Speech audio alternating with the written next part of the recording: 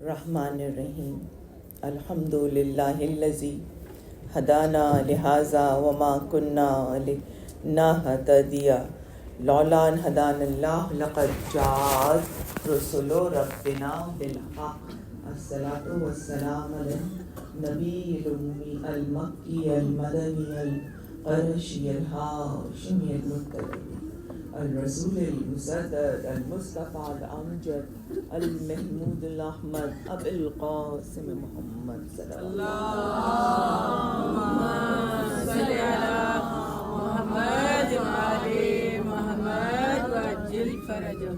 الصلاة والسلام على سيد المطهر والإمام المظفر والشجاع الغضنفر أبي شبير شبر غالب على كل غالب مطلوب کل طالب نقطۃ دائرۃ المطالب امام مشارق والمغارب اسد اللہ الغالب امیر المومنین علی ابن ابی طالب صلوات اللهم صل على محمد وآل محمد وعجل فرجه. الصلاة والسلام على صاحب دعوت النبویہ وصولت الحیدریہ والعصمت الفاطمیہ والحلم الحسنیہ والشجاعت الحسینیہ والعبادت السجادیہ والمعاصر الباقریہ والآثار الجعفریہ والعلوم الکاظمیہ والحجج الرضویہ والجود التقویہ والنقاوت النقویہ والحیبت العسکریہ والغیبت الالہیہ القائم بالحق صلوات اللهم صل على محمد وآل محمد وعجل فرجه. الصلاة والسلام على آلہ الطیبین الطاہرین المعصومین المظلومین انما یرید اللہ لیذہب عنکم الرجس اہل البیت ویطہرکم تطہیرا.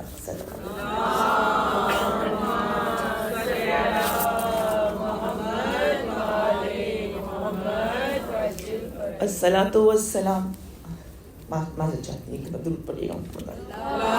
اللهم صل على محمد وآل محمد وعجل فرجه. تمام تر تعریف اپنے پروردگار کے لیے، اپنے مالک کے لیے جو پیدا کرنے والا ہے، جس نے مقصد حیات عطا کیا ہے اور جس نے ہمیں سب سے بڑی نعمت ایمان کی دولت سے آراستہ کیا اور ہمیں ایسے گھرانوں میں پیدا کیا کہ جو محمد و آل محمد علیہ السلام کی معرفت رکھتے ہیں، اور ہمارے درمیان یہ ایام، یہ دن جو کہ بہت ہی پریشس ہیں، جن کی ایک ایک ساعت، ایک ایک لمحہ اللہ کی نگاہ میں بہت زیادہ ہے، ان سے ہمیں وابستہ کیا اور اس کے بعد ہمیں صحت بھی دی، ہمیں فرصت بھی دی، ہمیں وہ مینز دیے، وہ وسائل دیے کہ ہم ان مجلسوں میں آتے ہیں، اور نہ صرف آتے ہیں بلکہ یہاں سے فیض حاصل کر کے جاتے ہیں.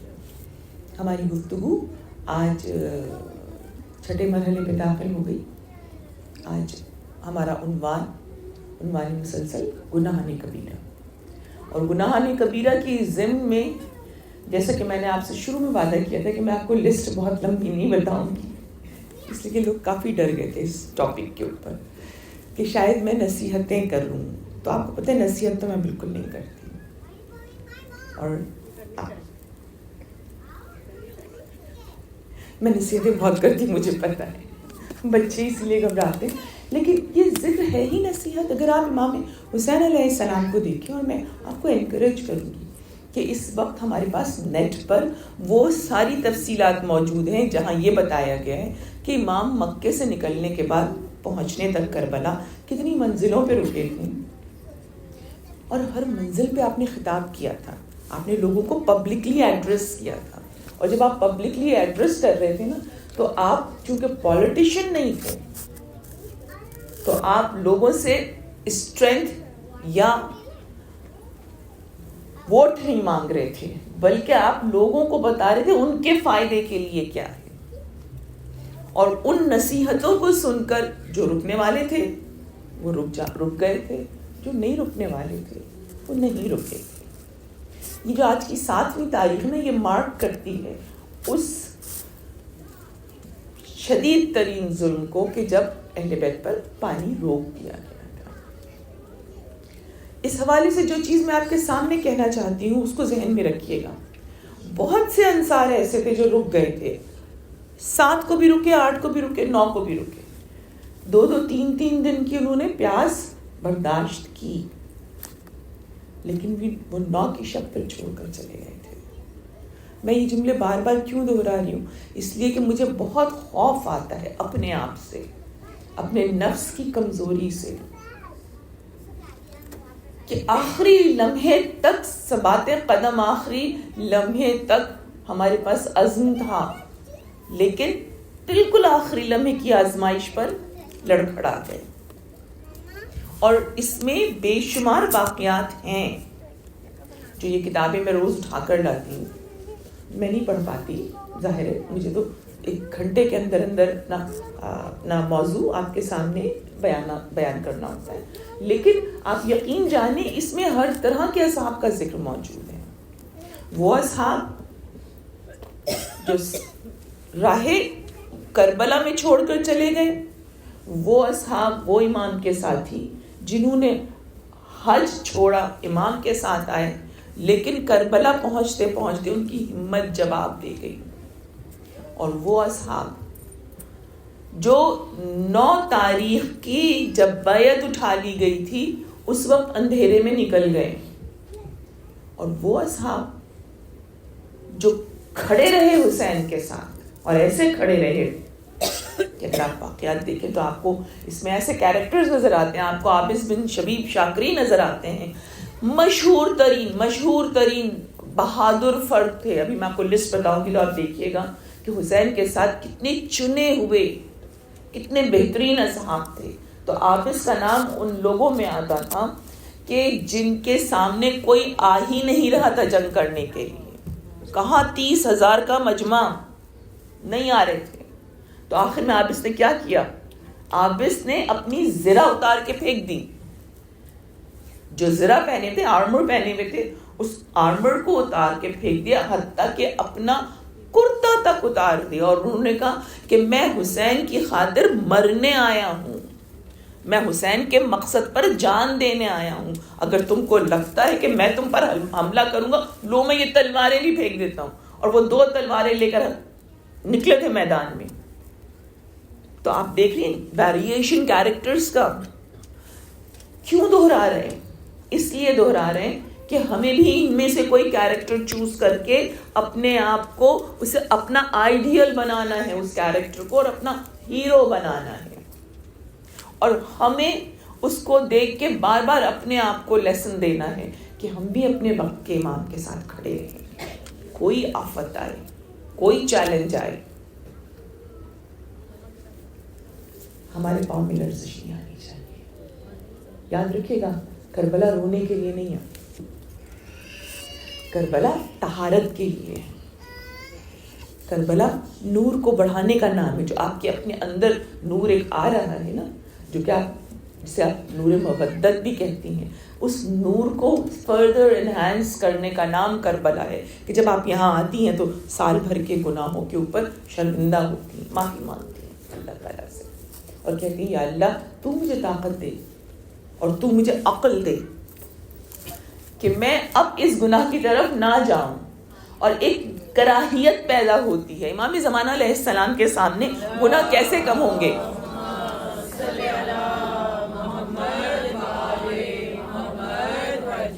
مختصر سی بات, اس لیے کہ ظاہر میں بہت ساری باتیں کہنا چاہ رہی ہوں. گناہ کیسے اس وقت چھٹ جائیں گے؟ ہمارے جیسے تو لوگ ہوں گے نا, ہم گناہ کر لیتے ہیں, وہ نہیں کرتے. اس کا ایک ریزن یہ ہوگا کہ ان کی عقل کامل ہو چکی ہوگی, اور جب ان کی عقل کامل ہو چکی ہوگی تو ان کو گناہ کا ڈیمیج سمجھ میں آئے گا جو ان کو پہنچ رہا ہے. لہٰذا وہ تنہائی میں بھی گناہ نہیں کریں گے. ہم تنہائی کا انتظار کرتے, جیسے ہی تنہائی آتی ہے تو ہم سوچتے ہیں اب ہم نے کیا کرنا ہے جو ہم لوگوں کے سامنے نہیں کر پاتے. ہوتا ہے خیال, رائٹ؟ تو یہ بہت اس لیول کی بات ہے, یہ اس لیول کی بات ہے جہاں پر عقل نہیں ہوتی, فکر حسین، ذکر حسین، اشک حسین آپ کو فکر دیتا ہے، میچورٹی دیتا ہے، آپ کو کانٹمپلیٹ کرنے کی صلاحیت دیتا ہے. بار بار آپ ریفلیکٹ کرتی ہیں اور آپ کہتی ہیں اس کا اتنا ڈیمیج ہے، اب میں نہیں کروں گی. تو یہ خون حسین ایک معجزہ ہے، ایک اعجاز ہے. یہ طہارت شروع کرتا ہے اور جہاں جہاں اس کا نشان ہوتا ہے وہاں طہارت ہوتی ہے. اب چاہے وہ خاک کربلا ہو، چاہے وہ میرا نفس ہو. حسین ایک آئینے کا نام ہے، جس آئینے میں آپ کو اپنا عکس نظر آتا ہے. میں آپ کے ساتھ پورے یقین سے، شرط نہیں لگا سکتے لیکن میں پورے یقین سے آپ سے چیلنج کر رہی ہوں، اگر آپ مجھ سے اگری نہ کریں تو مجھے بتائیے گا. حسین سے زیادہ کیرسمیٹک پرسنالٹی کسی کی ہے ہی نہیں. سب اماموں کی بڑی خوبصورت پرسنالٹی، پرفیکٹ پرسنالٹی، رائٹ؟ لیکن امام حسین علیہ السلام سے زیادہ کیرسمیٹک پرسنالٹی کسی کی نہیں ہے. آپ حسین کے پاس جاتے ہیں یہ جانتے ہوئے کہ وہ آپ کو دیکھ رہے ہیں. یاد رکھیے گا، یہ میں اپنی طرف سے نہیں کہہ رہی ہوں، میں خطابت تو وہ آپ کو پتہ ہے میں اس کا روپ تو جھاڑ نہیں سکتی اس سے کہ میں خود ایک لرنر ہوں. لیکن یہ میں حدیث پڑھ کر آ رہی ہوں جس میں آپ کے امام جعفر صادق علیہ السلام فرماتے ہیں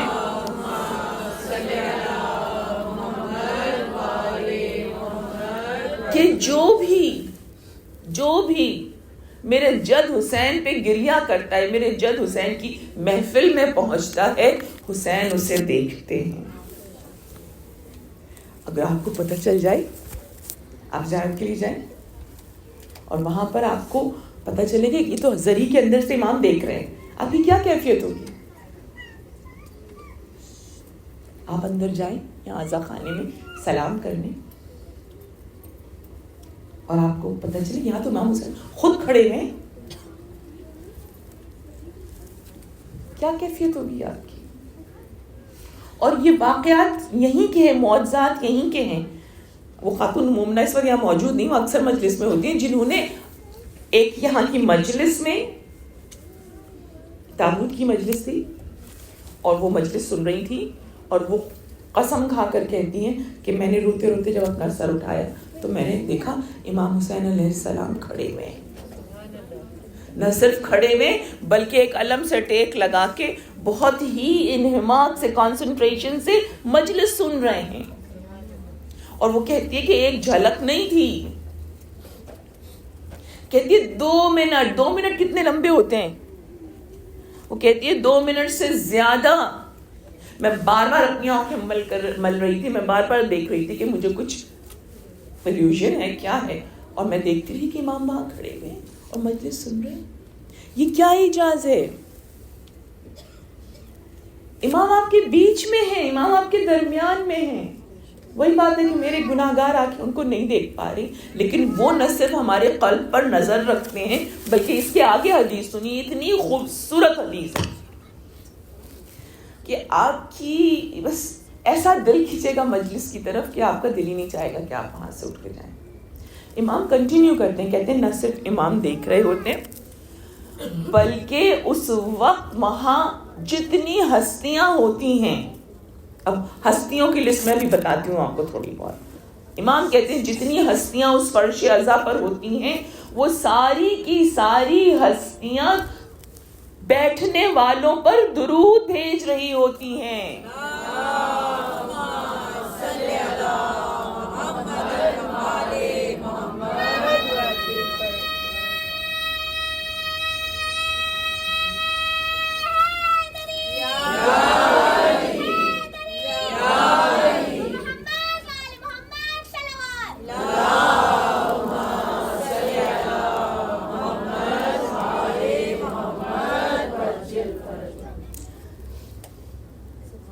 زبان میں طاقت نہیں ہے پڑھنے کی. جتنا خدا کا کرم، جتنا خدا کا شکر ادا کریں. ہم جیسے گناہ گاروں کو، ہم جیسے ذلیل و خوار، اپنے نفس کو کہہ امام کو نہیں کہہ. بار بار یہ موقع دیتا ہے، امام مجھے دیکھ رہے ہیں، میری بیوی مجھے دیکھ رہی ہے، میرے مولا مجھے دیکھ رہے ہیں, یہ پوری لسٹ امام بتا رہے ہیں. امام صادق علیہ السلام, میں آپ کو کتاب کا سورس بتا دوں, کتاب ہے خصائص حسینیہ. یہ علامہ جعفر شوستری کی ایک کتاب ہے جو انہوں نے امام حسین کی خصوصیات کے اوپر انہوں نے لکھی ہے. بہت بڑے ہمارے عالم گزرے ہیں, بہت بڑے ذاکر بھی تھے. انہوں نے جب یہ دیکھا کہ ان کی عمر 60 سے اوپر ہو گئی ہے, تو انہوں نے کہا اب جو میں زندگی گزار رہا ہوں یہ میں بونس لائف ہے میری, تو میں کچھ ایسا کام کر کے جاؤں جو مجھے قبر میں بچا لے. پوری عمر کی نیکیاں ایک طرف, لیکن انہوں نے کہا کہ میں کروں گا. اور انہوں نے پھر امام حسین علیہ السلام کی خصوصیات پہ کتاب لکھی. 2 جلدوں میں کتاب ہے. یہ کتاب واٹس ایپ پہ موجود ہے, اگر کوئی چاہتا ہے میں اسے فارورڈ کروں تو صرف آ کے مجھے یہ نہ کہے کہ مجھے بھیج دیجیے گا. میں آپ کو بتاؤں میں بالکل بلینک ہوتی ہوں مجلس پڑھنے کے بعد, تو میں اس وقت تو سر ہلا دوں گی پھر بھول جاؤں گی. پرسوں نرسوں مجھ سے کسی نے کہا تھا کہ وہ کتاب جو امام حسین کے اوپر ہے, حسین ابن علی مدینہ تا کربلا بھیج دیں, اور میں نے بہت وثوق سے کہا تھا, آپ نے کہا تھا, میں بھول گئی تھی. تو مجھے اپنا ایک پرچے پہ نام اور نمبر لکھ کے دے دیا کیجیے. یہ جو خصائص حسینیہ ہے یہ 2 جلدوں پر ہے. ہمیں لگتا ہے نا امام حسین کی تو بس بات ہم 2-3 مجلسوں میں کر لیں گے, تب ہماری روایتیں ختم ہو گئی.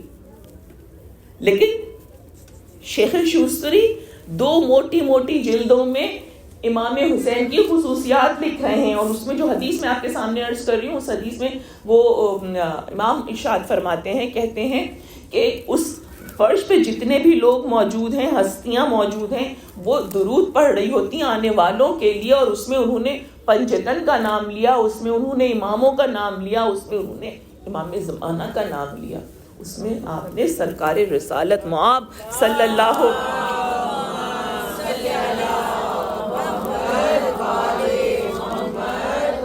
ہماری جانیں نثار ہو جائیں سرکار کے قدموں پر, ان کا نام لیا. اور انہوں نے کہا جتنے ملائکہ مقربین ہیں, جتنے ملائکہ مقربین ہیں,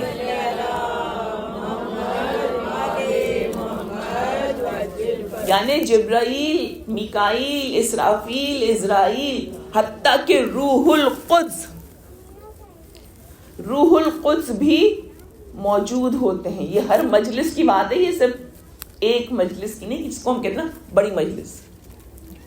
بڑا مشکل ہے زبان پہ ہی کنٹرول کرنا کہ ہم یہ نہ کہیں کہ چھوٹی مجلس میں جا رہے ہیں, بڑی مجلس میں جا رہے ہیں. ہر مجلس بڑی ہے. جب یہ ہستیاں آ گئی ہیں تو پھر اب کوئی آئے نہ آئے. درود پڑھیے محمد.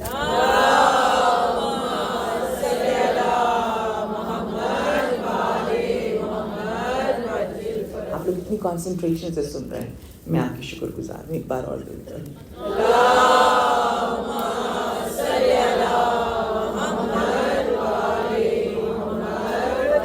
یہ آپ کا جو ذوق و شوق ہے نا سننے کا, یہ انہماک جو ہے, یہ بتاتا ہے کہ آپ کے دل میں کتنی محبت ہے اپنے مولا کی, اپنے سرکار کی.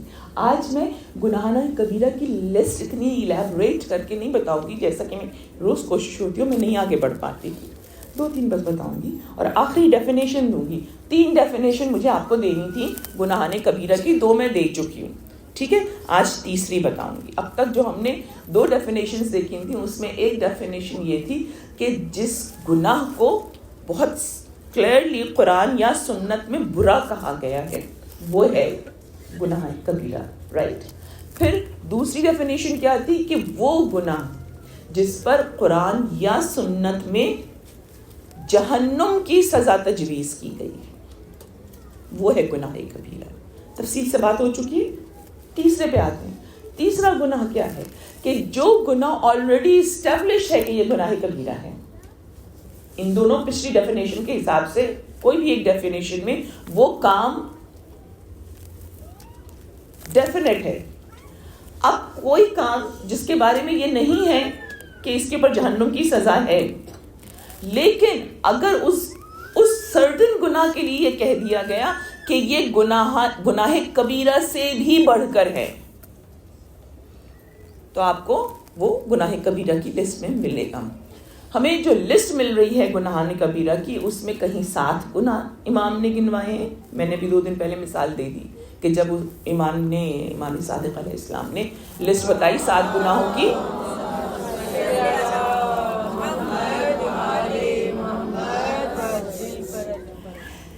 میں نے آپ لوگوں کو ایک مشورہ دیا تھا، اس لیے مشورے میں بہت دیتی ہوں کہ کینڈیز کا ایک پیکٹ اپنے پاس رکھ کے بیٹھ جایا کیجیے. کوئی بھی جو پیچھے بیٹھا ہوتا ہے، جو بچہ ہے نا، اس کو چپکے سے کینڈی دے دیا کہ وہ وہیں بیٹھ جائے گا. ٹھیک ہے؟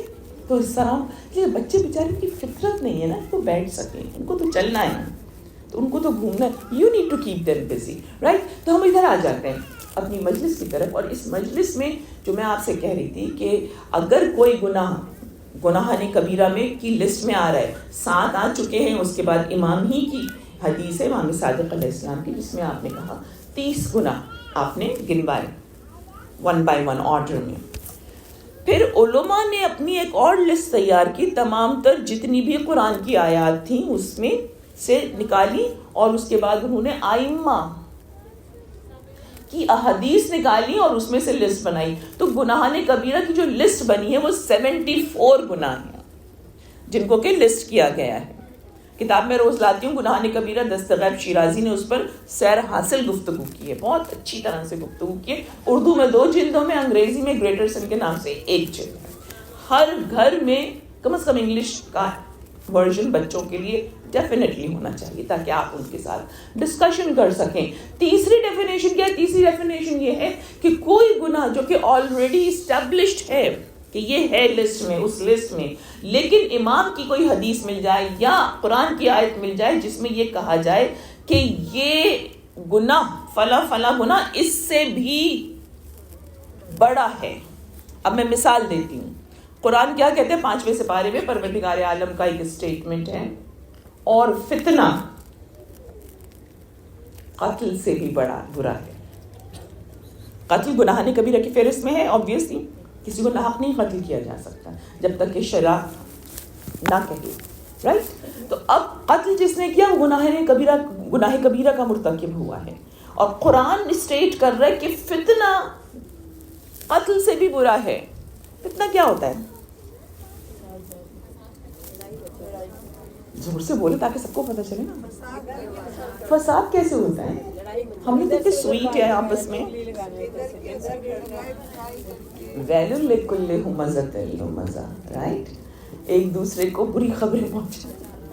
تمہیں پتہ ہے کل تم اٹھ کے گئی وہ فلاں کیا کہہ رہی تھی تمہارے بارے میں؟ تمہیں معلوم ہے تم نے جتنے اچھے کپڑے پہنے ہوئے نا، فلانی تو یہ کہہ رہی تھی، کہتی شامیانہ پہنا ہوا. ایسی باتیں کرتے ہیں نا ہم لوگ. فتنہ ہے، اور اللہ اس کو اتنا سیریس لیتا ہے. جو چغل خوری ہے، جو کہ جب میں کرتی ہوں تو میں اتنی معصومیت سے کرتی ہوں کہ مجھے لگتا ہے تو میں ایسی جنرل بات کر رہی ہوں. ایسی فیلنگز ہوتی ہیں نا. No, you need to be very conscious. اور ایسا نہیں ہے کہ ہم پیدائشی ایسے ہیں، لیکن یہ مجلسیں ہمیں سدھار رہی ہیں. یہ مجلسیں ہمیں قرآن کی آگہی دے رہی ہیں، اللہ کی پسند ناپسند. اس لیے کہ حسین بس ایک ہی بات کہہ رہے تھے، ہر قدم پر کہہ رہے تھے، میں خدا کے لیے کر رہا ہوں، میں خدا کے لیے نفرت کر رہا ہوں. تو ایک کرائٹیریا حسین نے لے لیا کہ صراط مستقیم کیا ہے؟ خدا کی رضا جوئی، یعنی کہ خدا کی پسند کو حاصل کرنے کی کوشش. اب آپ اسے خدا کی رضا کہہ دیں، آپ اسے صراط مستقیم کے اوپر استحکام کہہ دیں، آپ اسے سنت معصوم کہہ دیں، آپ اسے قرآن کا حکم کہہ دیں، آپ اسے تقویٰ کہہ دیں، سب چیزیں صحیح ہیں. صرف اپنے آپ کو سدھار کے. بات کہاں جا کے پہنچی؟ وہی پہلی والی مجلس جس میں ہم نے بات کی تھی مائنڈ فلنس کی. تقویٰ کیا ہے؟ مائنڈ فلنس ہے، رائٹ؟ کانشیس اپنے آپ کو لے کر چلنا ہے. تو عزیزوں، حسین ہمیں بڑا مائنڈ فل کر کے جا رہے ہیں. حسین ہم کو انٹروورٹ کر کے جا رہے ہیں. انٹروورٹ کیا ہوتا ہے؟ آپ اپنے اندر دیکھ رہی ہو. میں ایک ہوم ورک پھر دیتی ہوں آپ کو، 5 منٹ کی اپنی گفتگو کی، کوئی بھی گفتگو ہو رہی ہو اس کو ریکارڈ کر دیجیے. جہاں پہ کوئی آپ کو بلیم کر رہا ہو، جیسے آپ مجھے بلیم کریں دیر سے کیوں آئیں، ٹھیک ہے نا؟ اب میں دیر سے آنے کے ایکسکیوزز دے رہی ہوں، میں ریکارڈ کر لیتی ہوں. اس کے بعد تنہائی میں بیٹھ کے سنیے. آپ اس میں دیکھیے کہ آپ کس کو الزام دے رہی ہیں. میں کس کو الزام دے رہی ہوں؟ میں الزام دے رہی ہوں اوبر ڈرائیور کو, میں الزام دے رہی ہوں جی پی ایس کو, میں الزام دے رہی ہوں ٹریفک کو, ٹریفک لائٹ کو. میرے پاس 4-5 ہیں اور ویلڈ ہیں, مطلب میں جس سے کہوں گی وہ سوچے گا نہیں جھوٹ بول رہا ہے, لیکن میں اپنے آپ کو دے رہی ہوں کہ میں 10 منٹ دیر سے کیوں نکلی. نو, میں کون ہوں؟ معصوم. اپنے آپ کو معصوم سمجھنا چھوڑ دیجیے. اگر صراط مستقیم کے اوپر آگے بڑھنا ہے, اسٹارٹ بلیمنگ یور سیلف. اور جیسے ہی منہ پہ یہ آنے لگے نا کسی اور کو بلیم کرنا ہے, اور اپنا منہ بند کر لیجیے اور سوچیے اس میں میری کتنی, ہو سکتا ہے کہ بس اتنی سی غلطی ہو, لیکن چپ ہو جانا جو ہے نا عبادت ہے, یاد رکھیے گا. خاموش ہو جانا جو نہیں ہو سکتا, بڑا منہ بند کرنا پڑتا ہے. کبھی آپ محفل میں بیٹھ کے دیکھتے ہیں لوگ کتنا بول رہے ہوتے ہیں, مائی گڈنس. عورتوں سے زیادہ مرد بول رہے ہوتے ہیں, آوازیں آ رہی ہوتی نا. مجھے تو کبھی کبھی یہ لگتا ہے کہ مردوں میں, معاف کیجیے گا یہ بات کوٹ نہیں کیجیے گا, بیچارے مردوں میں سننے کا حوصلہ ہی نہیں ہوتا. سب ایک ساتھ بول رہے ہوتے ہیں تو کچھ سن کون رہا ہوتا ہے. دیکھا, میں نے پھر مردوں کو بلیم کیا, عورتوں کو نہیں کیا. آپ کو پتہ ہے جو سب سے پہلا انسٹیٹیوٹ, سب سے پہلا اسکول, سب سے پہلی تعلیم گاہ بنی تھی وہ ایرسٹوٹل نے بنائی تھی, ارسطو نے. اور ارسطو نے سب سے پہلے دنیا کی جو اسکول بنایا, درسگاہ بنائی, وہ اس کا نام تھا اکیڈمی. ٹھیک ہے, اس میں داخلے کی شرطیں تھیں. آپ کو تو پتا ہوگا کتنی شرطیں ہوتی ہیں بچوں کے داخلے کی. اس میں بھی وہ جوانوں کو لیتا تھا obviously. اس کی پہلی شرط تھی جو کہ بڑی سخت تھی, میں تو اسے پوری نہیں اتر سکتی. وہ شرط کیا تھی؟ 3 سال تک خاموش, ایک لفظ منہ سے نہیں نکلنا, اور اگر کوئی بول لے تو اس کو پھر سے 3 سال اسٹارٹ کرنے پڑتے تھے. تو ہم اس زمانے میں ہوتے شکر نہیں تھے, کوئی بھی نہیں جا سکتا تھا کینٹین میں, اتنا بولتے ہیں ہم. اچھا, دوسری بات کیا ہوتی ہے ہمارے اندر؟ 1 up. آپ نے جو کہا ہے نا مجھے اس کا جواب دینا ہے. یہ اتنی میچورٹی کی بات ہے بھائی, چپ ہو جاؤ.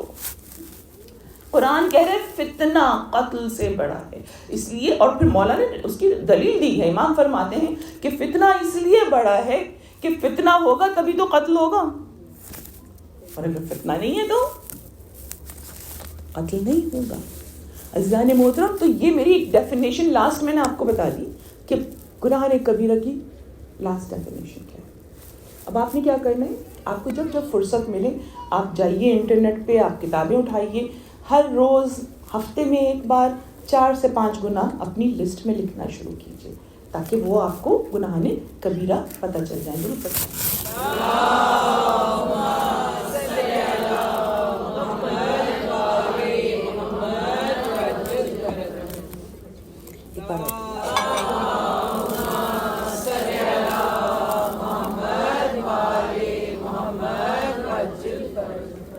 اچھا, اب آج کل ہم لوگ بہت دیندار بنے ہوئے ہیں. میں اپنے آپ کو دیکھتی ہوں نا, میں بہت دیندار ہو رہی ہوں. مجھے کسی صاحبہ نے کل کہا آپ تو ہر بات میں کر رہی تھی اور آپ کہتی ہیں میں نہ کہوں. دیکھیے, میں بلیم اپنے اوپر اس لیے لے رہی ہوں کہ میں انٹروورٹ بن رہی ہوں, اور دوسرے آپ کی عزت میرے نظروں میں زیادہ ہے, تو میں نہیں چاہتی کہ میں کہوں آپ. تو میں بہت دیندار بن رہی ہوں. یہاں پر مولا ایک اسٹیٹمنٹ دے رہے ہیں جو بہت ضروری ہے, کہ آج کے دن کے ساتھ ہی اب عاشور کی شام تک آپ بہت زیادہ شدت کے ساتھ اپنے مولا سے نزدیک ہو رہی ہیں. اور ہمارے لیے پورا دین حسین کی ذات ہے. ہم نے سیکھا ہی حسین سے, چاہے نماز ہو, چاہے حجاب ہو, چاہے صبر ہو, چاہے تحمل ہو, چاہے چپ رہنا ہو, ہم تو سب حسین سے سیکھتے ہیں, رائٹ. تو ہم زیادہ دیندار ہو جاتے ہیں. اب ہمیں اس میں ایک بات کا خیال رکھنا ہے, اور وہ حسین نے بات کہی ہے. حسین نے یہ بات کس سے کہی تھی؟ حسین نے یہ بات فرزدق سے کہی تھی. شاعر تھا فرزدق, اور اس کا بڑا نام ہے, میں وہ سب نہیں بتا رہی. امام حسین کے سامنے جب اس نے آ کے کہا نا کہ کوفہ کی حالت پوچھی امام نے, تو اس نے کہا کہ لوگوں کے دل آپ کے ساتھ ہیں, تلواریں. اس اس کے ساتھ ہزاریں تلواریں پھر حسین پہ پڑھنی تھی نا. یہ ایک مایوسی کا جملہ تھا. امام نے اس سچویشن کو الیبوریٹ کیا. امام نے کہا لوگ دنیا کے بندے ہیں, دین ان کی زبانوں, اچھا یہاں پر ایک لفظ آ سکتا تھا, دین ان کی زبانوں تک محدود ہے. امام نے یہ لفظ نہیں استعمال کیا, اور آپ امام کے ہر لفظ کے سمندر میں اتر سکتی ہیں اگر آپ دھیان کریں. امام کہتے ہیں دین زبانوں کا چٹخارا ہے. کتنے رنج کی بات ہے. امام فرماتے ہیں لوگ دنیا کے بندے ہیں, دین زبانوں کا چٹخارا جانتے ہیں, جب تک زبان پر اس کا مزہ رہتا ہے اس کو سنبھالتے ہیں, اور جب امتحان کا وقت آتا ہے تو دینداروں کی تعداد بہت کم رہ جاتی ہے. حسین از مائی میرر. مجھے اپنے آپ سے پوچھنا ہے کہ کیا میں آزمائش میں ڈٹی رہتی ہوں یا چھوڑ دیتی ہوں. اگر میں امپیشنٹ ہوتی ہوں, تنہائی میں نیکی چھوڑ دیتی ہوں, تنہائی میں برائی کر لیتی ہوں, تو اس کا مطلب یہ ہے کہ دین میری زبان تک ہے. میں اس کو مزے کے لیے, میں اسے بطور فیشن, میں بطور فینٹسی استعمال کر رہی ہوں, اس لیے کہ جو بھی دیندار بندہ اس کو نیک نامی ہوتی ہے نا. لیکن اصل آزمائش میں کون ٹکا ہوا ہے؟ اصل آزمائش میں وہ 72 ٹکے ہوئے تھے, جن کی میں تھوڑی سی تفصیل آپ کو بتانے جا رہی ہوں.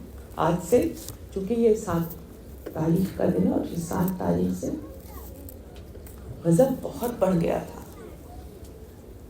اب جو ڈٹے ہوئے نا, اب جو ٹکے ہوئے, اب جو حسین کو نہیں چھوڑ رہے, وہ در حقیقت دین کو اپنے اندر اتار چکے تھے, سمو چکے تھے. موت ان کے سامنے تھی, مصیبتیں ان کو جکڑ چکی تھیں, لیکن پھر بھی وہ کھڑے ہوئے تھے. یہ تذکرہ کرنا کیوں ضروری ہے؟ اس لیے کہ یہی اب 3 دن بچے میری زندگی کے اور آپ کی زندگی کے, کہ جس میں آپ انصار امام زمانہ بننے کی نہ صرف آرزو کر سکتی ہیں, بلکہ اپنے آپ کو ویسا بنا بھی سکتے ہیں کہ امام حسین کے انصار کے صدقے میں اللہ مجھ کو بھی وہ توفیق دے, میرے اندر بھی وہ اسپرٹ دے کہ میں واقعتاً اپنے امام کے لیے اپنے آپ کو تیار کروں. یہ جو آپ کی نیت ہے, یہ جو آپ کا جذبہ ہے, یہ جو آپ کا اپنے آپ کو بہتر کرنا ہے, یہ جو آپ کا اپنے گناہوں پہ شدت کے ساتھ استغفار کرنا ہے, یہ سب آپ کو اپنے وقت کے امام سے قریب لے کر جائے گا. اس کو یہیں چھوڑ کے نہ جائیے گا ٹاپک کو, اس کو اپنے دل اور دماغ میں اتار لیجئے, اس لیے کہ توبہ کریں گے تو وہاں پہنچیں گے. وہاں کوئی نجس نہیں جا سکتا, وہاں کوئی ناپاک نہیں جا سکتا. اور وہ لوگ ہیں جو صرف لباس کو نہیں دیکھتے, وہ ذہن کو بھی پڑھتے ہیں, وہ نیت کو بھی دیکھتے ہیں, وہ ہمارے دل میں آنے والے خیالات کو بھی دیکھتے ہیں, اور پھر وہ ہماری اس اسپرٹ کو بھی دیکھتے ہیں. کمزور ہے کہ اچھی ہے, رائٹ, پھر وہ ہاتھ بڑھاتے ہیں. ایسا نہیں کہ ہم خود ہی پہنچ جائیں گے. جب تک مولا کی تائید نہیں ہوگی نا, ہم آگے نہیں بڑھ سکتے. میں آپ کے سامنے اوبویسلی سارے تو نہیں بتا سکتی, نام دے سکتی ہوں, لیکن پھر میں آپ کو شوق دلاؤں گی اگر آپ ریسرچ کرنے کی عادی ہیں. اسے جب ہم سب لوگ کر رہے ہوتے ہیں, ڈالا سفاری پر سرچ انجن میں اور ٹاپک نکل آتا ہے. اب تو ہر آیت آپ کو سرچ انجن پہ مل جاتی ہے, صرف اس کا ایک لفظ لکھنے, رائٹ. تو آپ لکھیے گا صحابہ حسین کے نام, آپ کے سامنے لسٹ آ جائے گی.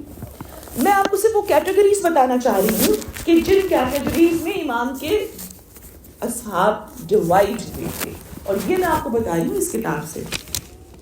حدیث کربلا, حدیث Karbala it's an essential, it should be an essential part of your home library. اس لیے کہ یہ علامہ طالب جوہری نے, خدا ان کی روح کے اوپر اپنی رحمتیں نازل کرے, اور ان کے مقام کو, جتنے بھی ہمارے ذاکر اور جتنے بھی ہمارے خطیب علماء ہیں, ان سب کے مقام کو بہت بلند کرے. ان کا بڑا احسان ہے. انہوں نے خاص طور سے دیکھیں, مقتل آپ کو سب عربی سے ٹرانسلیٹڈ ملیں گے, انہوں نے اردو میں باقاعدہ لکھا ہے میرے اور آپ کو, تو اس کو بہت ہی سمپلیفائی کر دیا ہے. اس میں انہوں نے کیٹیگریز ڈرا کی ہیں. اصحاب حسین کا جائزہ, پیج 395. 395 سے یہ اصحاب کی لسٹ شروع کر رہے ہیں. اس میں انہوں نے کتنی کیٹیگریز؟ انہوں نے 10 کیٹیگریز میں شہدائے کربلا کو ڈیوائڈ کر دیا. میں سب کیٹیگریز پڑھ رہی ہوں. 10ویں کیٹیگری ہم ابھی نہیں کریں گے, اس میں وہ حسین کے ریلیٹیوز کے. لیکن 9 کیٹیگریز میں سب سے پہلی کیٹیگری آتی ہے مکہ میں امام کے ساتھ مل جانے والے. امام مکہ میں کتنے دن رہے تھے؟ 5 دن. ٹھیک ہے, 3 شعبان کو پہنچے تھے, 9 ذی الحج کو آپ نے اپنے عمرے کو حج سے بدلا ہے اور وہاں سے نکلے. تو لوگوں تک خبر پہنچ گئی تھی کہ حسین نے ترک مدینہ کر دیا, حسین نے بیعت سے انکار کر دیا. آپ کے بھی امام کی انشاءاللہ جو ضرور شروع ہوگا وہ 10 عاشور کو نہیں ہوگا, بلکہ وہ اس دن ہوگا جس دن آپ روزہ رکھتی ہیں, ارتھ ڈے مناتی ہیں, دہ الارض مناتی ہیں, یعنی کہ 25 ذیقعت. اب 25 ذیقعت کے 5 دن رکھیے, پوری ذی الحج کے تعداد رکھیے, اور اس کے بعد پہلا عشرہ محرم کا رکھیے. تو امام کا ظہور ہو جائے گا مدینے میں. جو امام کے قریبی ساتھی ہیں وہ امام کو پہچان دیں گے. جو مدینے کے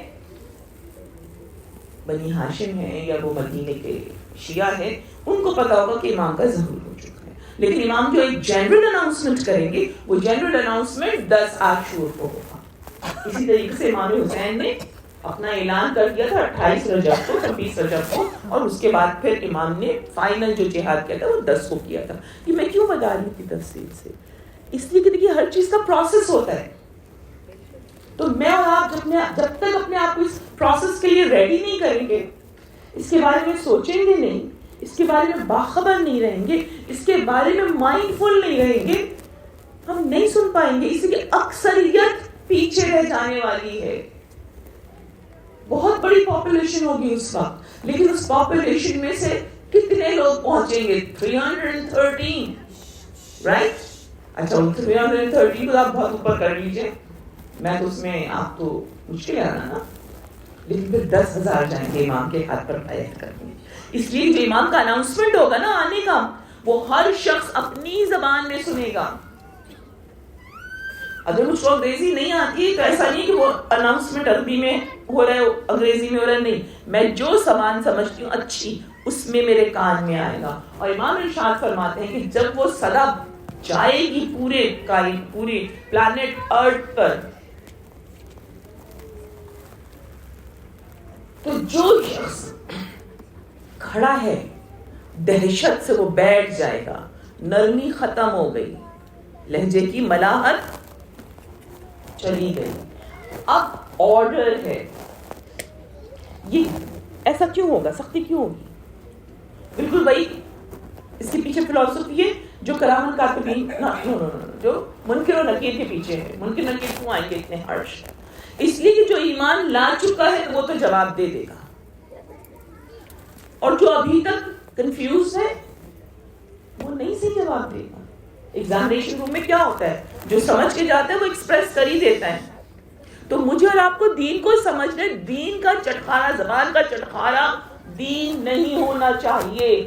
چاہے اتنا ہی عمل کر رہے ہیں, مکمل تو نہیں کر رہے نا, جتنا کر رہے ہیں مائنڈ فلی کریں گے تو وہ ہمارے اندر اسٹے کرے گا. امام کہتے ہیں اگر وہ کھڑا ہے تو وہ زمین پر بیٹھ جائے گا ہاتھوں کو ٹکا کر, اتنا لرز جائے گا. اور جو لیٹا ہوا ہے وہ اچھل کے بیٹھ جائے گا, اور جو بیٹھا ہوا ہے وہ اٹھ کے کھڑا ہو جائے گا. یعنی سب اس آواز کو جب سنیں گے, اس میسج کو سنیں گے جب امام کہیں گے کہ میں آ گیا ہوں فرزند حسین, خون حسین کا انتقام لینے. اس وقت پھر کیا ہوگا؟ اس وقت ہر شخص کو جھنجھوڑ دیا جائے گا, اور پھر جو آرزو کرے گا, جو تیاری میں ہوگا, وہ اپنے گھر سے نکل جائے گا. نہ ٹکٹ چاہیے, نہ سامان چاہیے, نکل کر صرف ایک قدم جانا ہے دہلیز تک. یاد رکھیے جب گھر سے نکلتی ہے تو ہمیشہ اپنا رائٹ فٹ انٹینشنلی رک کے آگے بڑھایا کیجیے بسم اللہ الرحمن الرحیم کہہ کر. اور اس وقت کیا کہنے کی تاکید ہے جب گھر سے آپ نکل رہی ہوتی ہیں؟ تاکید یہ ہے کہ آپ کہیے السلام علیکم یا ابا عبداللہ الحسین.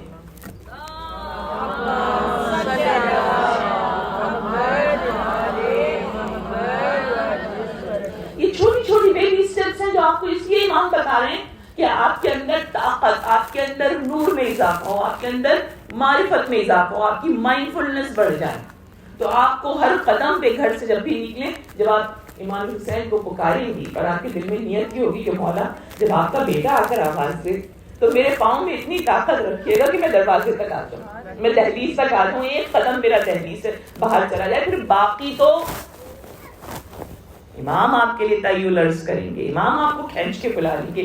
عزیزو، یہ جتنا آپ کو رونا آیا کرے نا، جتنا آپ کا دل پڑھا کرے امام حسین پر، بس اس وقت آپ امام زمانہ کو یاد کیا کیجیے اور امام زمانہ سے اس وقت توسل کیا کیجیے مولا مجھے اپنے جد کے صدقے میں اپنی کنیزوں میں شامل کر دیجیے، اپنی خدمت گاروں میں شامل کر دیجیے گا. اب آ جائیے مکے میں ملحق ہونے والے افراد 22 تھے اور یہ مکے سے امام کے ساتھ آئے تھے. وہاں تو سب ہزاروں حاجی تھے، صرف 22 لوگ امام کے ساتھ نکلے تھے. دوسری کیٹیگری اسناء راہ میں ملحق ہونے والے، یعنی جو راستہ طے ہوا تھا نا، اتنی منزلیں طے ہوئی تھی مکہ سے کربلا تک، اس میں لوگ چھپ چھپ کر ملنے آئے تھے. یہ 12 تھے. پھر کربلا میں ملنے والے، ہم ہر کی مسائل میں تفصیل سے بات کر چکے ہیں کہ انکلوڈنگ ہر 38 لوگ تھے جو شب عاشور سے لے کے صبح عاشور تک امام کے پاس یزید کے لشکر سے اس کی بیعت توڑ کر نکلے تھے اور امام کو انہوں نے جوائن کیا تھا. یہ 38 تھے، 39 سوری. پھر اس کے بعد اصحاب رسول کتنے تھے اس میں؟ اصحاب رسول کون ہوتے ہیں؟ جنہوں نے رسول اللہ کو دیکھا ہو اپنی آنکھ سے، ان کی صحبت میں بیٹھے یعنی فرینڈز آف پروفٹ. یہ 16 تھے. رسول کو گئے ہوئے کتنے سال ہوئے تھے؟ 50 سال میں ابھی بہت سارے لوگ زندہ تھے. اس میں سامنے والے کو پتا تھا، دشمن کو، یزیدیوں کو پتا تھا کہ یہ اصحاب رسول ہیں اور اصحاب رسول کی کتنی حرمت ہے، لیکن پھر بھی حسین کے ساتھ اتنے اصحاب ہونے کے باوجود حسین پر ظلم ڈھا رہے تھے. یہ 16 تھے. تابعین الصحابی کے فالوور کو کہتے ہیں تابعی، ٹھیک ہے. تو یہ تابعین 20 تھے.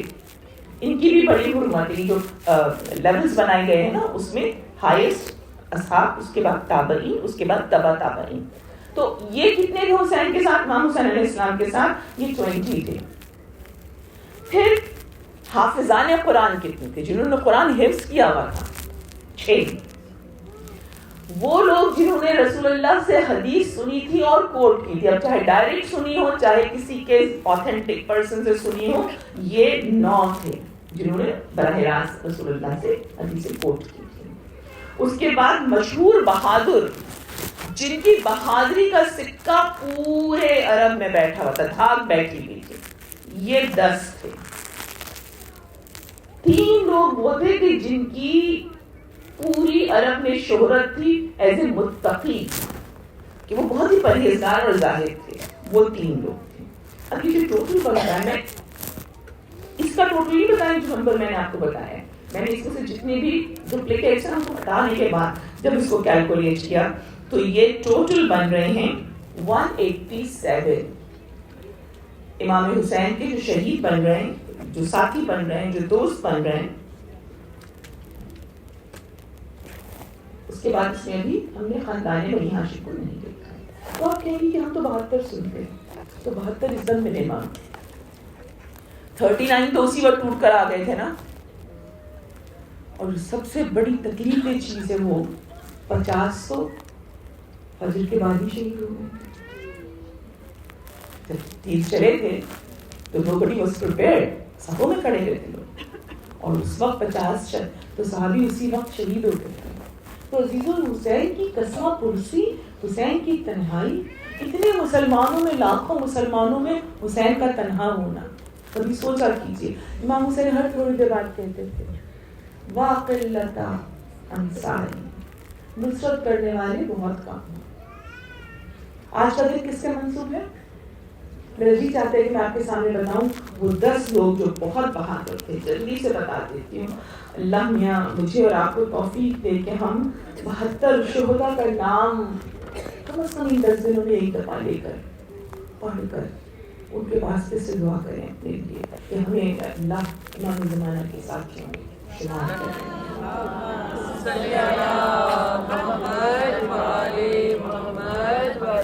بہادروں کی جو دھاک بیٹھی تھی اس میں حارث بن عمرہ القیس کندی، پر ابن یزید ریاحی، زہیر ابن قین بجلی، زیاد بن عریب حمدانی، سعید بن عبداللہ حنفی، سوید بن عمرو، عابس بن شبیب شاکری، عبداللہ بن عبداللہ بن قدن ارحبی، مسعود بن حجاج تیمی، مسلم بن اوسجہ. اب اس میں 2 نام میں آپ کے سامنے پھر دہراتی ہوں. سعید ابن عبداللہ،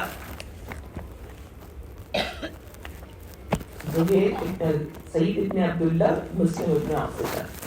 یہ کتنے بہادر تھے کہ ان کی دھاک تھی، رائٹ؟ مشہور کریم عرب کو. آپ کو پتہ ہے انہوں نے کیا کیا تھا؟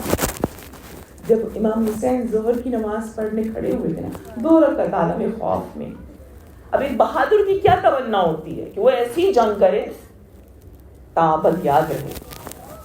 لیکن آپ نے دیکھا کہ امام کے جو ساتھی تھے نا وہ اپنی پرائیڈ کو تو کہیں اور رکھ چکے تھے.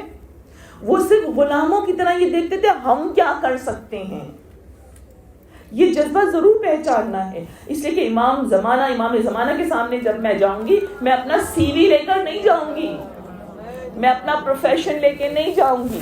میں یہ نہیں کہوں گی کہ مولا میں یہ کر سکتی ہوں, بلکہ میں دیکھوں گی مولا کیا حکم دے رہے ہیں. آپ سوچئے جو اتنے بہادر تھے, کربلا میں ان کا نام رہ جاتا, لیکن انہوں نے کیا کیا, امام نماز پڑھ رہے ہیں سامنے آ کے کھڑے ہوئے. اور ان کی بہادری کا کمال یہ ہے کہ جتنے تیر, جتنے بھالے, جتنے نیزے آتے رہے اپنے سینے پہ لیتے رہے ہیں. یہ سعید بھی مسلم بن اوسجہ بھی. اور جب امام نے اپنا دوسری رکعت کا سجدہ ختم کیا ہے تو ان کی طاقت ختم ہو چکی. اور سعید جب گرے ہیں نا تو وہ تو ڈائریکٹ امام کے ہاتھوں میں گرے. بس ایک سوال پوچھا, ظاہر یہ احساس تھا نا کہ میں اگر جنگ لڑنے جاتا تو میں 80 کو 100 کو 120 کو قتل کر سکتا تھا, امام کے دشمن کم ہو جاتے. یہ نہیں پوچھا, کہا امام نماز آپ کی ہو گئی. آئے تھے نماز یاد دلانے کہ پڑھنا چاہتے ہیں, لیکن پھر امام کے ساتھ کھڑے ہو گئے. آپ نے دیکھا اپنی مرضی فنا ہے بالکل امام کے سامنے, اپنی خواہش, اپنی صلاحیت سب فنا ہے. جو امام نے کہہ دیا سعید سامنے کھڑے ہو جاؤ تاکہ میں نماز پڑھ لوں. امام کے ہاتھوں میں گرے. امام نے کہا بے شک اب تو نماز جنت میں میرے جب کے پیچھے. عزیزوں یہ اطاعت سیکھنی ہے. یہ جو لسٹ آپ پڑھیں گی نا تو اس لسٹ میں آپ ڈھونڈیے گا کہ کسی طریقے سے میرا اور آپ کا نام بھی آ جائے. ایک فہرست بنی ہوئی ہے نا مولا کے پاس, کون امام کے پاس پہنچے گا, کون ان کی خدمت میں باریاب ہو جائے گا. بس اللہ سے دعا کیا کیجیے کہ اللہ ہمارا خاتمہ سعادت پر ہو, ہمارا خاتمہ امام زمانہ کے ساتھیوں میں ہو. کوئی بھی ڈر جاؤ, وہ شاید مجھ سے کہے کہ جوتے ٹھیک کر کے رکھ لو, کیوں نہیں, حکم امام ہے نا. عزیزوں یہ اپنے نفس کو ڈھالنا ہے امام کی خدمت گزاری میں. آج کا دن کس کے نام ہے؟ آج کا دن اولاد حسن کے نام ہے. اولاد حسن میں آپ ذکر سنتی ہیں جناب قاسم کا, لیکن انصاف تو یہ ہے کہ امام حسن کے سارے بیٹوں کا نام لیا جائے. رائٹ, امام کے 5 بیٹے کربلا میں موجود تھے امام حسن کے, اور 5 بیٹوں میں سے 5 جہاد پر گئے ہیں, لیکن ہر ایک کا جہاد مختلف تھا. کسی کا جہاد ایسا تھا کہ وہ 9 سال کا بچہ تھا. شہادت حسن کو 10 سال ہو گئے, یہ 9 سال کا بچہ تھا, یعنی باپ کے مرنے کے بعد پیدا ہوا. اتنا چھوٹا ہو گیا نا, ظاہر جہاد پہ تو نہیں کیا تھا 9 سال کا بچہ, لیکن امام کی معرفت رکھتا تھا. جس وقت امام گھوڑے سے نیچے تشریف لائے ہیں نشیب میں, اور امام کی گردن پر وار ہونے جا رہا تھا, یہ شمر سے پہلے کی بات ہے، جب تک امام سجدے میں نہیں گئے تھے، بلکہ امام اپنے قنوت میں تھے. 2 رکعت عصر کی نماز قیامت کی نماز تھی حسین کی. تو اس نے دیکھا کہ تلوار امام کے سر پر پڑنے والی، یہ خیمے سے جھانک رہا تھا، تیزی سے بھاگا ہے یہ. تیزی سے جب یہ بھاگتا ہوا گیا ہے عزیزوں، تو امام نے دیکھ لیا تھا، اس لیے کہ امام اب زیادہ الہیہ میں پڑھتی ہے نا کہ اپنی آنکھوں سے، ترچھی آنکھوں سے مسلسل خیمے کا دروازہ دیکھ رہے تھے. ہائے بے بسی حسین کی، اسی عالم میں پکارتے ہیں بہن اس کو روک لو، اس لیے کہ یہ حسین کا آخری یتیم بھتیجا تھا. بہن اس کو روک لو. ام کلثوم آگے بڑھی، کرتا پکڑا بچے کا، اپنی طرف کھینچنے کی کوشش کی تو بچہ پلٹ کے کہتا ہے پھوپھی چچا پہ تلوار پڑ رہی ہے، میں بچانے جا رہا ہوں. اور یہ کہہ کے دامن چھڑا کے دوڑا. اب جب وہاں پہنچا حسین کے پاس تو اس نے دیکھا تلوار سر پہ پڑنے والی ہے. تو اس نے پہلے تو قاتل کو نفرین کی، اس کے بعد اس نے دونوں ہاتھ، 9 سال کا بچہ، کیا شعور ہوگا اس کا، تلوار تھی نہیں، زرہ تھی نہیں، کرتا پہنے ہوئے تھا، بس ایک بار دونوں ہاتھ چچا کے اوپر کر لیے. اچھا دونوں ہاتھ کیے، تلوار پڑ گئی. تلوار پڑی تو ایک ہاتھ تو پورا کٹ گیا. کہاں گرا؟ حسین کی گود میں. اور دوسرا ہاتھ کٹ کے لٹک گیا، ہاتھ کٹ کے لٹک گیا. اب بچہ حسین کی گود میں کہتا ہے امو مجھے بچا لو. حسین آسمان کی طرف دیکھ کے کہتے بارے الہ تو دیکھ رہا ہے. یہ سب سے آخری بچہ تھا اور اس کا نام تھا عبداللہ الاصغر. امام حسن کے 2 بیٹے عبداللہ کے نام سے تھے، ایک عبداللہ الاصغر 9 برس کا، ایک عبداللہ الاکبر. تو اس میں یہاں پر جو سب سے بڑے تھے حسن مثنیٰ، جن کے بارے میں آپ نے سنا ہے بی بی کبریٰ کے شوہر تھے، اور ان کو وہ شہید نہیں ہوئے تھے بلکہ بہت ہی ٹال تھے، بہت ہی عظیم الجثہ تھے. 9 گہرے زخم آئے تھے، بے ہوش ہو گئے تھے، لیکن شہید نہیں ہوئے تھے. اور حسین ان کو اٹھا کر لائی تھی. حسین نے لا کے ان کو اب مقتل میں نہیں لٹایا تھا جہاں پہ سارے شہداء تھے، بلکہ ان کو لا کے بیویوں کے پاس لٹایا تھا. بس میں ان کی مصائب آپ کے ذہن پہ چھوڑتی ہوں. جب شام غریبہ کو یاد کیجئے گا نا، جب اپنی بیوی زینب کی اسٹرگل یاد کیجئے گا کہ وہ امام سجاد کو کھینچ کے لائی تھی. میں نے ابھی کیا لفظ استعمال کیا؟ بہت ہی پرسنالٹی ہیفٹی تھی. ان کمزور کاندھوں پہ زینب اپنے زخمی بے ہوش بھتیجے کو کیسے کھینچ کے لائی ہوگی. اس آگ کے دریا میں بار بار جانا زینب کا، بے قراری سے ہاتھوں کو ملتے ہوئے، کبھی ایک بھتیجے کو لانا، کبھی دوسرے بھتیجے کو لانا. بس عزیزوں، تیسرا کون ہے شہید؟ تیسرا حسن کا بیٹا جس کا نام محمد ہے. اس کی یہ کتنا بڑا تھا؟ 16 برس کا. حسن کے بچوں کی عمریں دیکھیے. حسن مثنیٰ، حسن دی سیکنڈ 23 ایئرس کے. پھر اس کے بعد یہ محمد، یہ تھے 16 ایئرس کے. اس کے بعد ایک اور تھے، یہ 17 ایئرس کے تھے. اس کے بعد ہیں احمد 16 سال کے تھے. اور احمد کے لیے بس ایک جملہ حمید ابن مسلم کا. حمید کہتا ہے وہ اتنا حسین بچہ تھا، وہ اتنا خوبصورت بچہ تھا کہ جب وہ نکلا ہے تو ہم صرف اس کا حسن دیکھ رہے تھے. فرزند حسن تھا نا.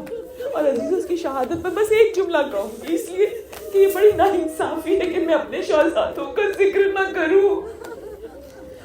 اس نے جنگ کی، بہت شاندار جنگ کی. 32 لوگوں کو نارے جہنم، بلکہ 80 لوگوں کو اس 16 سال کے بچے نے شہید کیا. لیکن تھک گیا تھا، پیاسا تھا. ایک بار پسینہ آ رہا تھا ماتھے پر، تو اس نے پسینہ صاف کرنے کے لیے جب اپنا ہاتھ یہاں رکھا، ایک تیر آ کے بے بس ہو گیا. وہ ہتھیلی ماتھے کے ساتھ چپک گئی. اب مسلم کہتا ہے، حمید کہتا ہے کہ پوری کوشش سے وہ شہزادہ تیر نکالنا چاہتا ہے،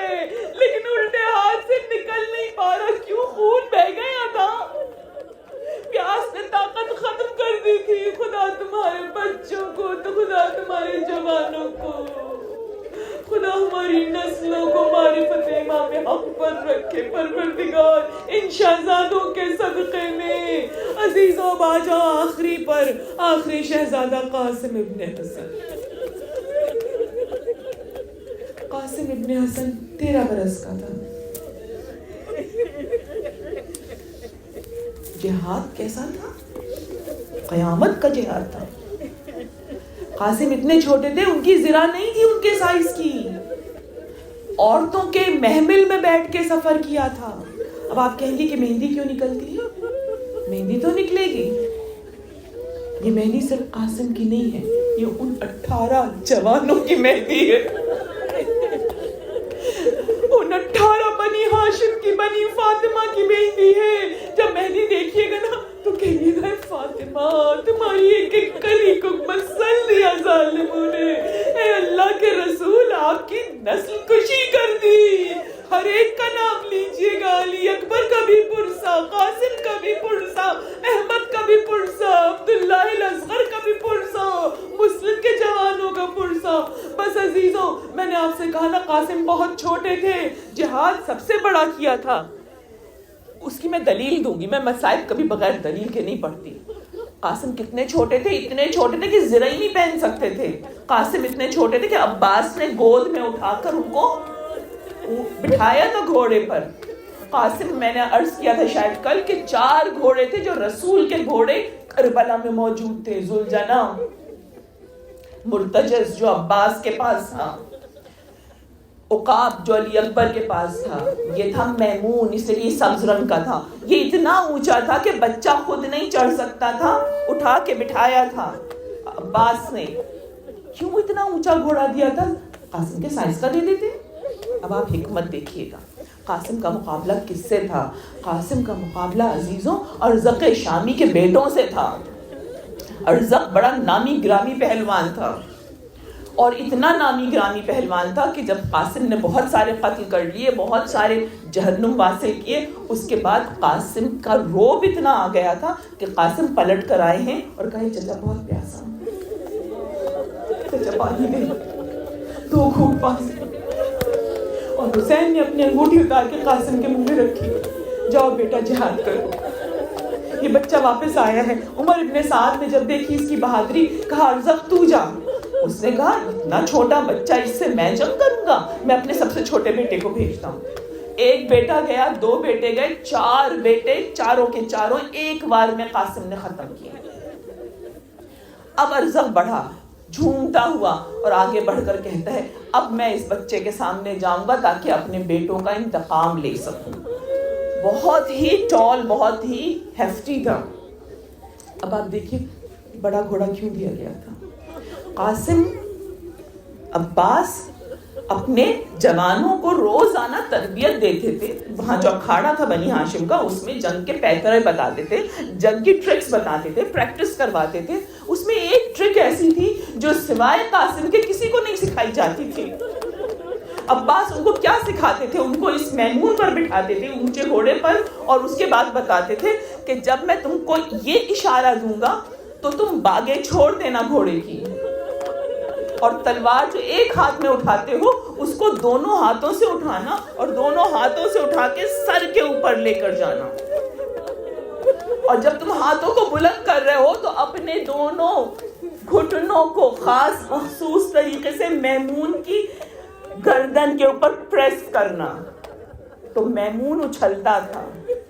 ارزق اتنا اونچا لمبا تھا کہ عباس نے اشارہ کیا، قاسم اس کے نزدیک ہوئے، دونوں ہاتھوں سے بلند کیا تلوار کو اور اپنے گھٹنوں کو دبایا، اچھلا. جب میمون اچھلا اس وقت تک ارزق قریب آ چکا تھا. قاسم نے پوری قوت سے وہ تلوار اس کے سر کے اوپر، اس کے خود کے اوپر ڈالی. جیسے دادا 2 ٹکڑے کرتے تھے نا برابر کے، ایسے ہی قاسم کا ہر شکار 2 ٹکڑے ہوا تھا. ارزق شامی کے 2 ٹکڑے ہو گئے، جہنم واصل ہو گیا. بچہ تھا 13 سال کا بچہ. حمید ابن مسلم لکھ رہا ہے 2-3 باتیں قاسم کے لیے. کہتا ہے میں کبھی نہیں بھولوں گا کہ وہ بچہ، اس کے کرتے کے بٹن کھلے تھے،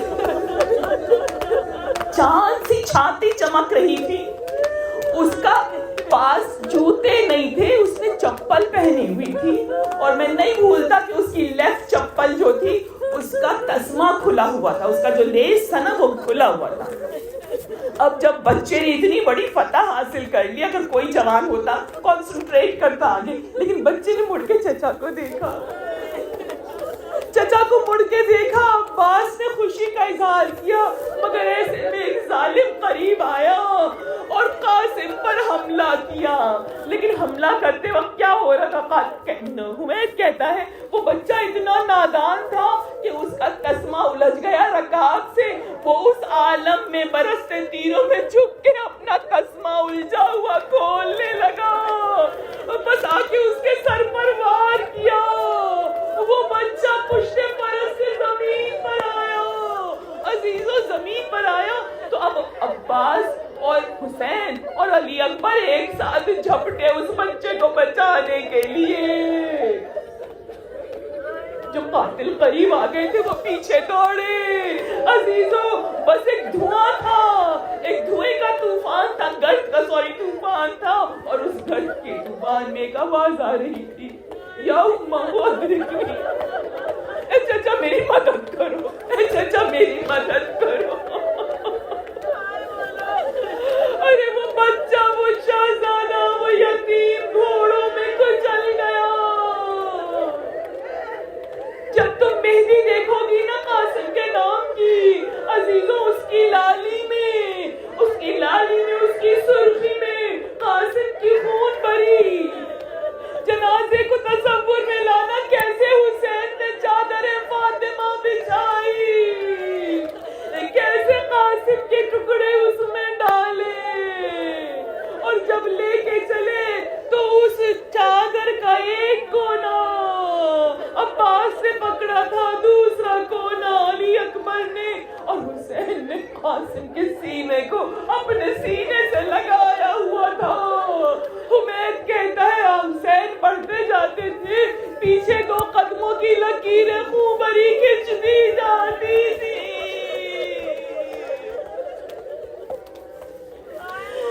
اے حسین, اے فاطمہ تمہیں پرسا تمہاری یتیم, اے میری شہزادیوں میں پروا کو پرسا دو. حسین حسن کی بیواؤں کو پرسا دو جن کے بچے ٹکڑے ٹکڑے کر دیا مسلمانوں نے. اے میری بیوی, آپ سے آپ کے پوتوں کا واسطہ دے کر اپنے بچوں کے ایمان کا سوال کر.